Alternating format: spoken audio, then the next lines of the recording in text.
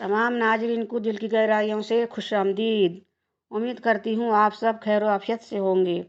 हजरत काब बिन मालिक जंग तबूक में शिरकत न कर सके, जिसके बाइस नबी अकरम सल्लल्लाहु अलैहि वसल्लम की निगाह रहमत व इनायत उनसे फिर गई।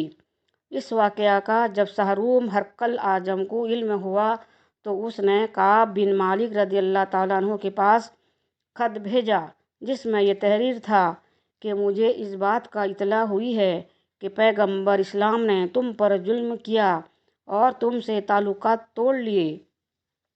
इसलिए मैं तुमसे कहता हूँ कि फ़ौरन मेरे यहाँ आ जाओ और निहायत पुरसुकून मुतमईन ज़िंदगी गुजारो।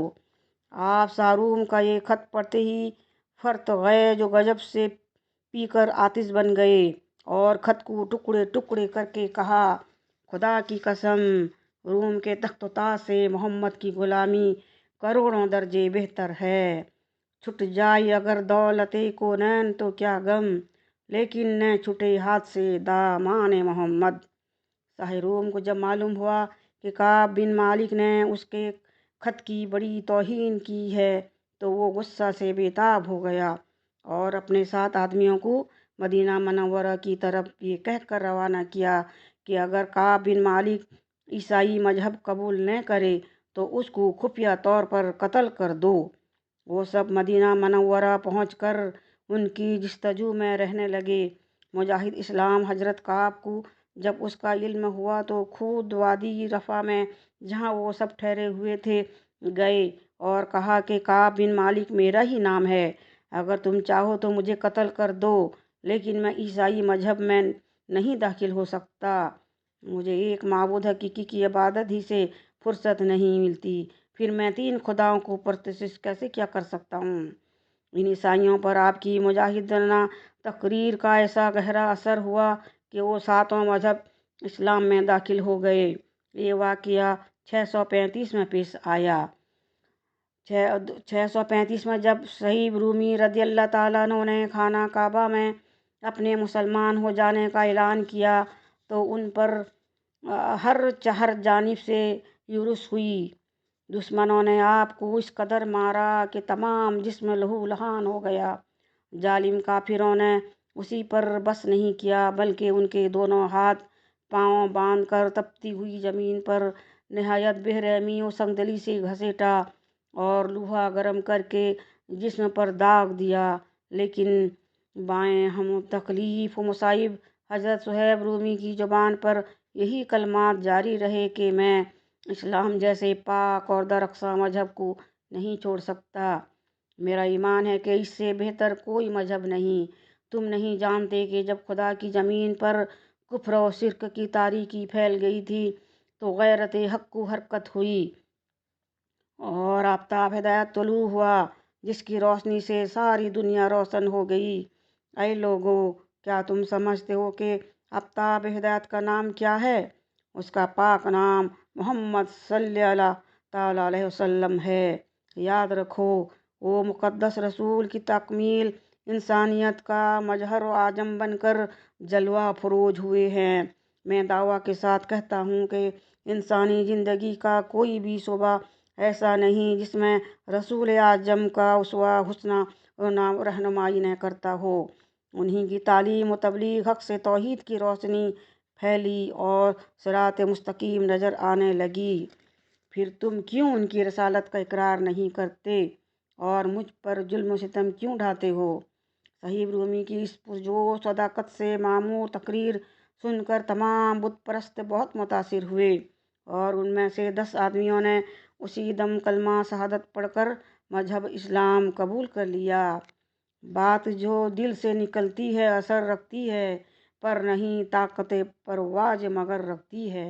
अब्दुल्ला बिन मसूद रज़ियल्लाहु ताला अन्हु 216 में जब हल्का वगोस इस्लाम हुए तो हरम शरीफ में जाकर किताब इलाही की चंद आयतें पढ़ीं, जिसके बाइस कुफार मक्का उन पर बुरी तरह टूट पड़े और उनको बहुत मारा, इतना मारा कि उनके सारे जिस्म में खून बहने लगा।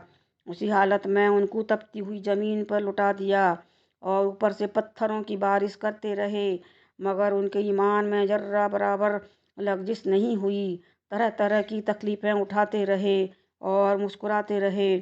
کسی نے مسکرانے کی وجہ دریافت کی تو اس کی جواب دیا کہ کیا تم نہیں جانتے کہ جب کوئی شخص بازار میں 2 پیسے کا برتن خریدتا ہے تو اس کی کافی تحقیق و تخصیص کر لیا کرتا ہے۔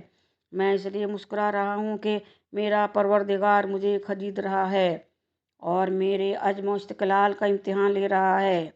آپ کی اس حقیقت و صداقت سے لبریز تقریر کا یہ اثر ہوا کہ فوراً 17 کافروں نے اسلام قبول کر لیا۔ حضرت ابو ہریرہ کا بیان ہے کہ جب حضرت ابو ذر غفاری رضی اللہ عنہ نے اپنے اسلام کا اعلان کیا تو ان کے بت پرست عزیزوں نے ان کو اس قدر مارا کہ چہرے پر داغ پڑ گئے اور سر سے خون جاری ہو گیا، مگر انہوں نے صاف صاف لفظوں میں کہہ دیا کہ اگر تم میرے جسم کا کیما بنا دو گے پھر بھی میں اسلام سے باز نہیں آؤں گا۔ بخدا اسلام ایک ایسا شائستہ دین ہے جس میں توحید، رسالت کا فکر، آخرت اور اصلاح اخلاق کے سوا اخلاق عقل باتیں ہیں، نہ ننگ تہذیب اور اسم و درواز۔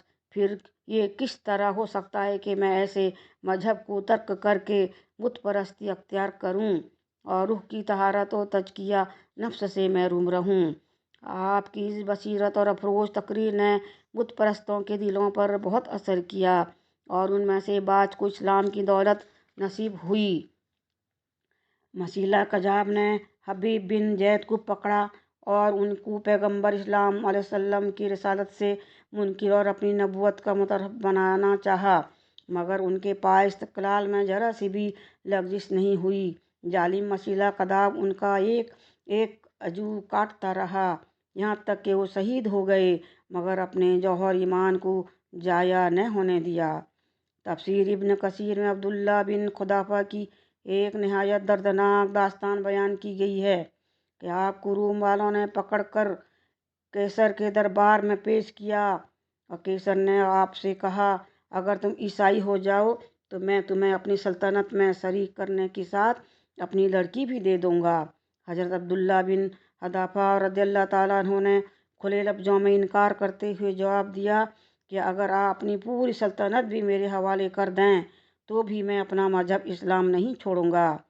کیسر نے کہا میں تجھے ابھی موت کی گھاٹ اتار دیتا ہوں۔ آپ نے کہا بے شک آپ بادشاہ ہیں، قتل کر سکتے ہیں۔ کیسر نے گیج و غضب کی حالت میں حکم صادر کیا کہ اس مسلمان کو سولی پر لٹکا دو اور تیروں سے مارو۔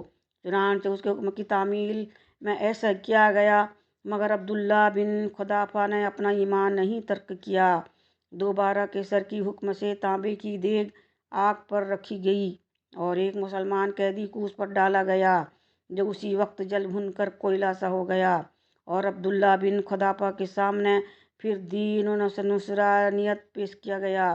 انکار پر آپ کو بھی جب دشمن دیگ میں ڈالنے لگے تو آپ جار و جار رونے لگے۔